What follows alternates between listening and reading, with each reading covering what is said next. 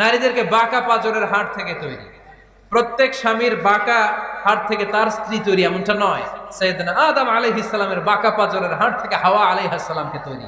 ফলে ওই একটা বাঁকা স্বভাব প্রত্যেক নারীর ভেতরে আছে না নাই? এই বাঁকা হাড্ডিরে সোজা করতে গেলে হাড্ডি ভেঙে যায়, আর রেখে দিলে বাঁকাই থেকে যায়। এজন্য বিষ্ণু বলেন ফাস্তাউসু বিন নিসাই খায়রা, কোমল আচরণ করো, ভালো আচরণ করো, ভালোবাসার কথা বলো, স্ত্রীকে ভালোবাসার কথা শোনাবেন। প্রতিদিন কমসে কম স্ত্রীকে 10 বার বলবেন আই লাভ ইউ। কি বলবেন?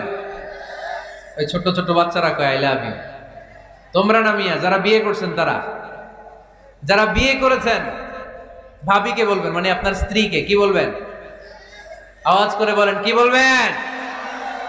পারবেন? পারবেন? বলতে পারবেন তো?